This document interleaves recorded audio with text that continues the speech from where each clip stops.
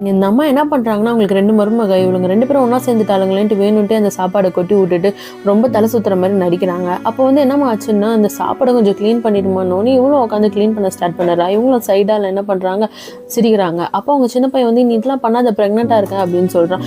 இல்லைப்பா எனக்கு தான் ரொம்ப தலை வலிக்குதுப்பா, நான் அதப்பா இது பண்ண சொன்னேன் அப்படின்னு, ரொம்ப சுற்றுதுப்பா, வாங்க ஹாஸ்பிட்டல் போனால் இல்லை வேணான்னு சொல்லிட்டாங்க.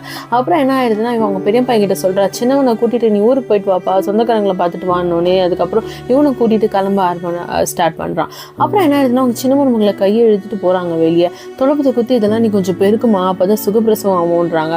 இதை பார்த்து அவங்க பெரிய மருமக வர ஸ்டார்ட் பண்ணுறா. அவங்க வந்தோடனே அவள் தான் ப்ரெக்னெண்ட்டாக இருக்கான்னு தெரியல, என்னத்துக்கு இப்படிலாம் பண்ணுறீங்க நீங்கள் அப்படின்னு கேட்டதும், நீ குழந்தைய பெற்றுக்கல, உனக்கு எங்கே இந்த அருமெல்லாம் தெரிய போகுதுன்ட்டு அவளை மூஞ்சலாச்ச மாதிரி சொல்லி அவங்களும் சிரிச்சு நிற்கிறாங்க.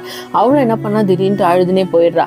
அழுதுன்னு போனதுக்கப்புறம் என்ன ஆகுதுன்னா, அவங்க சின்ன பையன் வரான். ஏன்பா நீ பிரசவத்துக்கு எல்லா காசும் ரெடி பண்ணிட்டியாப்பான்னு.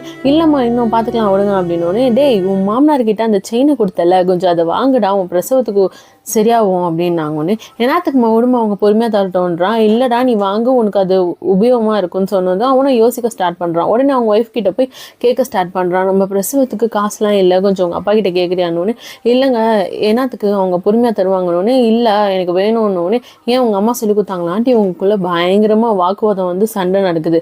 இதை கேட்டு அவங்க பக்கத்தில் இருந்த ரூமில் வந்து அவங்க அண்ணனும் அண்ணியும் கேட்டு வர ஸ்டார்ட் பண்ணுறாங்க. என்ன ஆகுதுன்னு, இங்கே பாருங்க இவர் புதுசாக அது மாதிரி பேசுகிறான், எல்லாமே அவங்க அம்மா சொல்லி கொடுத்து தான் பேசுகிறாருன்னு சொன்னோன்னே அவங்க அண்ணனும் அண்ணியும் உள்ளே போயிட்டு இது அவங்க அண்ணி சொல்கிறாங்க அவங்க ஹஸ்பண்ட் கிட்ட, இல்லை உங்கள் அம்மா சொல்லி கொடுத்து தான் இப்படிலாம் நடக்குது, இதை கூப்பிட்டு நீங்கள் நாளைக்கு சபையில் பேசுங்கன்னொன்னே லிவிங் ரூமில் எல்லாரும் நாளைக்கு உட்காந்து பேசுறதுக்கு இவங்களும் சரி ஓகேன்றோன்னே எல்லாம் போய் உட்காந்து பேச ஸ்டார்ட் பண்ணாங்க. ஏமா நீங்கள் சொல்லி கொடுத்தீங்களான்னு கேட்குறான். நான் ஏன்டா சொல்லி தரேன், அவனுக்கு தேவை இருக்குது அவன் கேட்குறான்னு.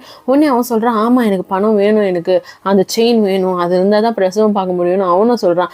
அதுக்கு உடனே அவங்க அண்ணி சொல்கிறாங்க, இல்லை உங்கள் அம்மா தான் சொல்லி கொடுக்குறாங்க அப்படின்னு சொன்ன உடனே அவங்க அம்மா வந்து கத்தாமிக்கிறோம், நீ பிள்ளையே பெற்றுக்கல, உனக்கு எங்கேருந்து இந்த அருமெல்லாம் தெரிய போகுது, உங்கள் அப்பா வீட்டிலேருந்து நீ எத்தனை வந்தியாதுனா அப்படின்னு அவங்களும் கேட்குறாங்க. அம்மா நீங்கள் வாய் முடுங்கன்னு அவங்க அண்ணன் சொன்னதும் அந்த இடத்துல இருந்து அவங்க அண்ணியை கூப்பிட்டுட்டு